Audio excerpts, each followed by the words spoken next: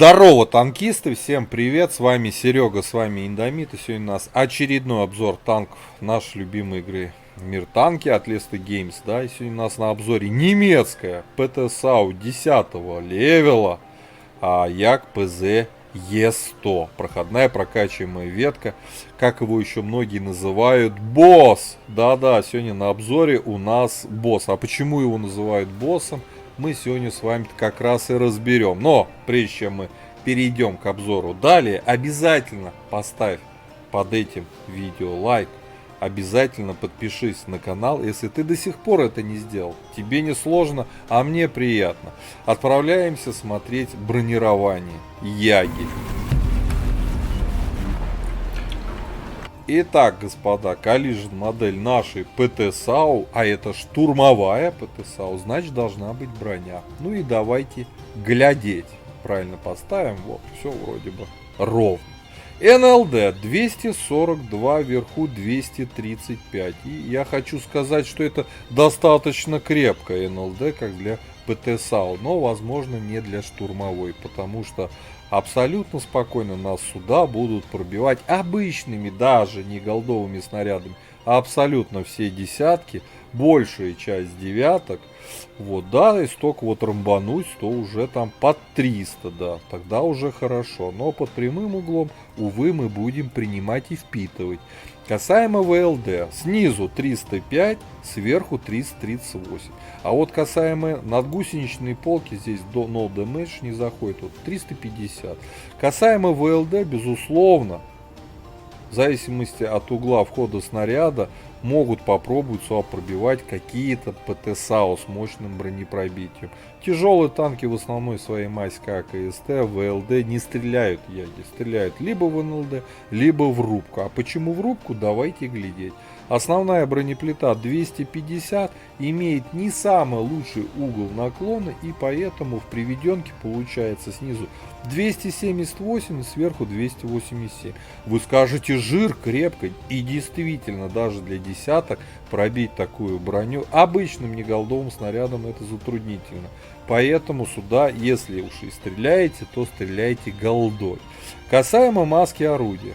Она у нас вот еще с такой бронеплитой, и вот здесь всякие там у нас углы склонения.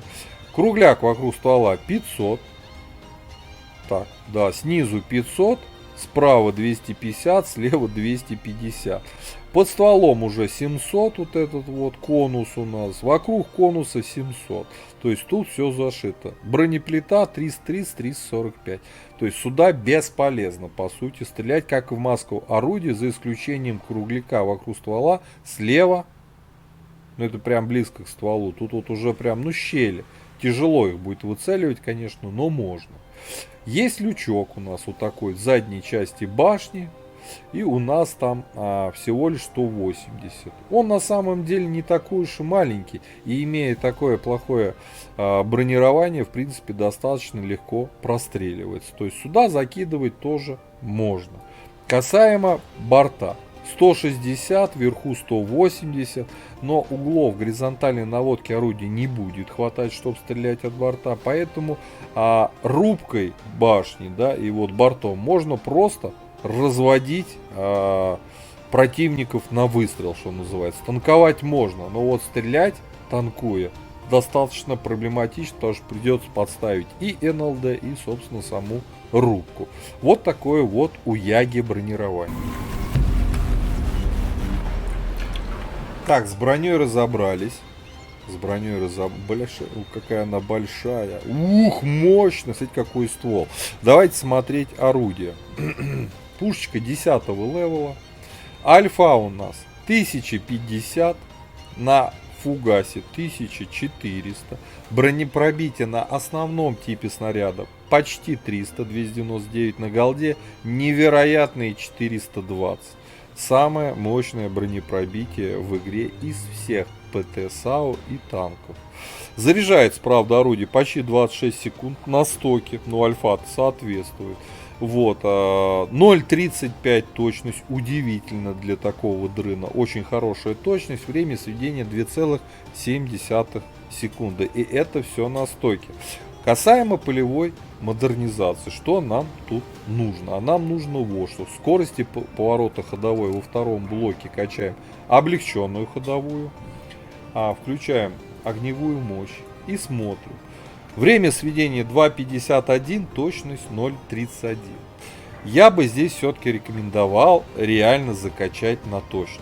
Потому что при таком долгом КД права на ошибку мы не имеем, поэтому желательно нам все-таки подсвестись и уменьшить время сведения нашего дрына. Поэтому притирку шестерни наведения. В пятом блоке незаметности после выстрела, аж смешно реально. Лучше уж прокачайте штанговый перископ. В седьмом блоке к запасу прочности от времени заряжания, естественно, перекомпоновка БК делаем. В восьмом блоке скорости к мощности двигателя, все это, скорость назад. Качаем ремонтопригодные гусеницы. Да. Вторым слотом себе берем на живучесть. Почему на живучесть? Потому что иногда можно даже позволить себе на Яге покатать с улучшенной закалкой. И все это дело поставить вместо, например, улучшенного прицела, как сейчас я собрал. Я, кстати, сборку сделал все на пушку. Вот все на пушку, чтобы залетало, попадало. То есть в первый слот мы ставим досол, ставим улучшенный прицел и ставим винтик. Все на орудие. Касаемо снарядов. Основной у нас бронебойный. Летит 925 метров в секунду. Голдовый, кумулятивный летит те же 925 метров в секунду. И фугас на самом деле летит также. Но альфа здесь прям... Ох, какая хороша. Так, по снаряжению. Ремка, аптечка, автоматический огнетушитель. Я доп. Паёк пихнул. Огромный экипаж, 6 членов экипажа. Перки наблюдаете перед собой в табличке. По УВН можно сказать, что у нас их нет. Минус 6 это, конечно, прискорбно. По ХП при такой сборке у нас 2200, а учитывая наше бронирование, это в принципе неплохо. По мобильности слезы, конечно же. 30 вперед, 12 назад, менее 9 лошадей на тонну намекает нам на то, что даже свои 30 эта ПТшка набирает крайне медленно. По незаметности. Перк незаметности у меня не вкачан. Вовсе ни у кого. Не, у кого-то есть, вот у одного, да. Нет, у двух. А дальше только качается у кого-то. У кого-то, не, вот у трех. Конечно же, огромный силуэт. Огромные размеры. Незаметно здесь максимум можно покачать где-то до 26-28, по-моему, процентов. По обзору 423 метра. Вот при такой сборке у нас какой-никакой, а обзор все-таки есть. По плюсам и минусам. В принципе, присутствует для штурмовой даже какой-никакой обзор. По незаметности такое, больше, особенно когда выстрелите, считайте, что у вас незаметность просто сняли прям моментально. Такой дрын стреляет. По мобильности тоже жирный минус. По ХП, по броне, в принципе, плюс. По пушке однозначный плюс, даже не учитывая тот факт, что она долго заряжается. Но у нее неплохая точность. Оборудованием, снаряжением и полевой модернизацией мы улучшаем время сведения. Нормально для такого снаряда, скорость полета снаряда. Ну и, конечно, уникальное бронепробитие, особенно на голдовом снаряде. И уникальная альфа. Яга часто отправляет танки соперников ваншотами в ангар. Многие начинающие танкисты очень любят прокачивать Ягу как раз из-за ее бронирования, из-за ее альфы и прочее. Но это все-таки тачка достаточно тяжело реализуема современным рендами. В первую очередь из-за своей подвижности. Эта машина команда зависима. Если ваша команда давит, а враги сливают с турбослив, вы просто банально ничего не успеете настрелять из-за вашей медленности и из-за вашего долгого КД. Так что как-то вот так. Предлагаю же отправляться в бой. Давайте посмотрим, на что, собственно, способна эта ПТ-САУ. Погнали. Так, господа, у нас обзор боем Яга ПЗ Е100. ПТ-САУ немецкая 10-го левела. Босс, как ее еще называют, да. Проходная прокачиваемая ветка. Попали против фулл десяток. Задефим сначала ущелье, дальше поглядим. Заряжаем голду, чтобы уж наверняка пробивать. У них 279 есть. Едем занимать позицию. Подвижность у нас по понятным причинам полное дерьмо.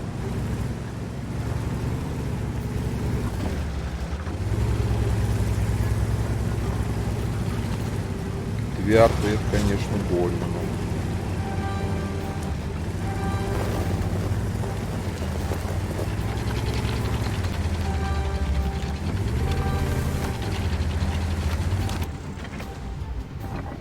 Сводимся в кустик. Скорее всего, отсюда появится первая самая рожа, которую мы попытаемся разбить. Нет, не здесь. Вот. 279 потерпел крах на косарь. Нормально, имбулечка вышла. Вот так мы наказываем 279. Мы бы сейчас и ему бы башку разбили, если были бы заряжены. Но, к сожалению, нет. Ну, 279 так приятно давать такие плюхи по таким танкам, как 279, 260 и подобные. Просто огонь. Он думал, на имбе сейчас выйдет, даст тут всем. А мы ему дали просраться.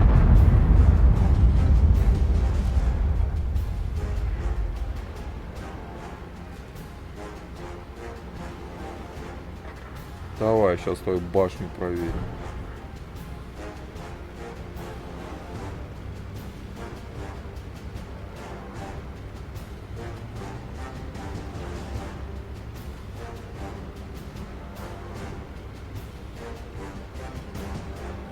Боится уже подставляться-то. Неудивительно.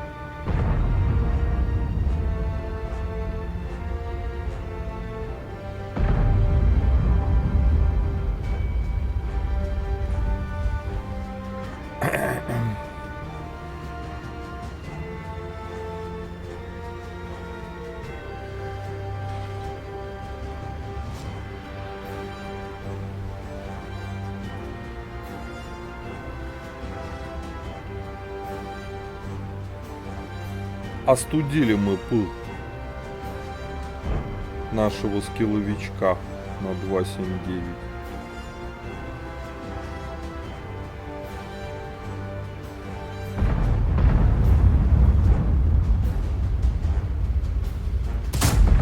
Ой, хорошо. Еще коса, ребят.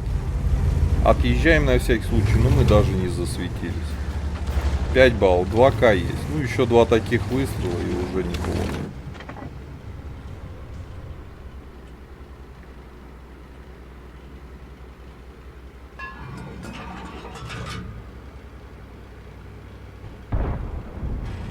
Так. Что там и 7 исполняет?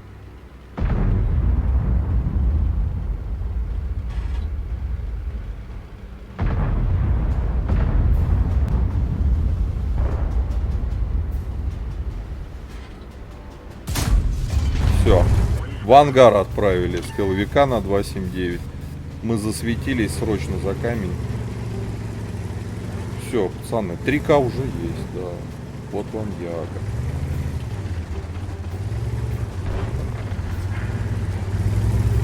Хорошо. Так приятно убить 279, там еще раз повторюсь. Прям огонь. Так, еще желающие есть в ангар?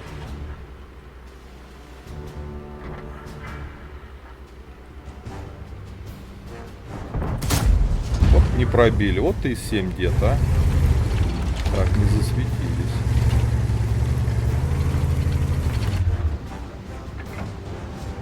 Герой на И7, блин.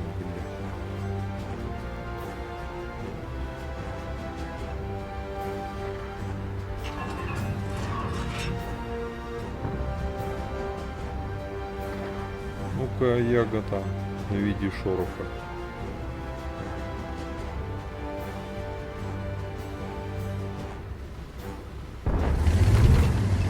Надо помочь поддавить.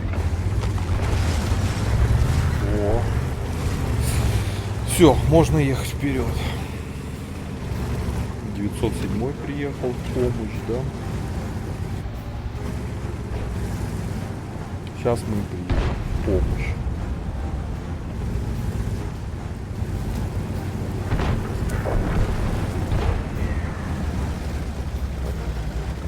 А можем уже приехать к шапочному разбору.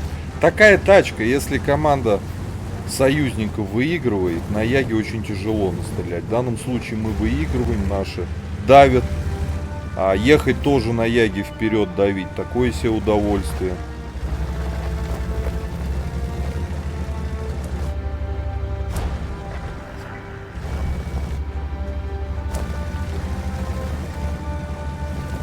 ПХП не сильная разница, так-то если разобраться.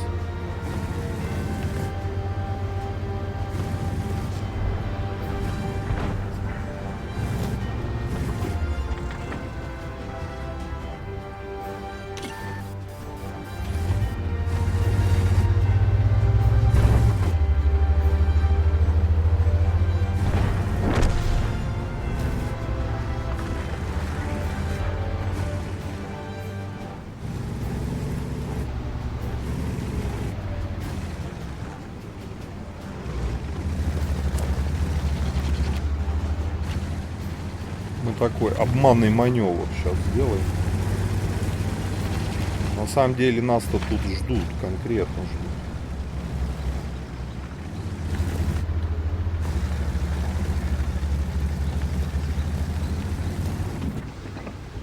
Все. Стоим, ждем пока. Выманиваем на себя. 705 у нас осмелел.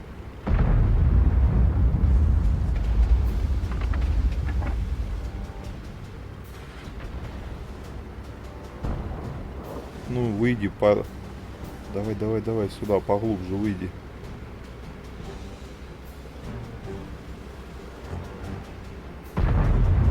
Не хочет. Правильно делай. Наших сейчас 907 всех расстреляет в спину.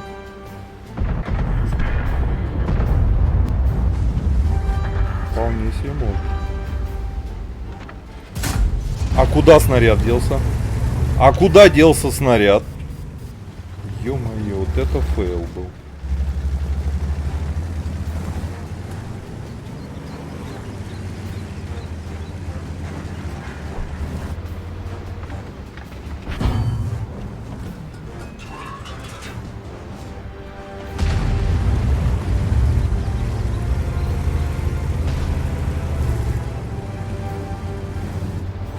Переживем мы от гриля. А гриль даже там за углом. Будет пытаться меня сейчас закружить, да.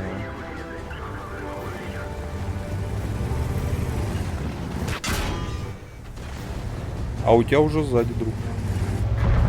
Все. Победа. Ладно, 3К дали. Приятная смерть. 279. Говорит о том, что, ребят, еще раз повторюсь, если команда союзная ваша выигрывает, на Яге тяжело сделать хороший урон, как и в этом бою. Зафейлил я один выстрел, так было бы 4К. Но в целом очень приятная ПТ-САУ, безусловно, сумасшедшее бронепробитие. У нас при всем при этом даже броня есть, да. Но прям называться там третье место по урону, кстати. Играли на голде, и все равно даже чуть-чуть в плюс.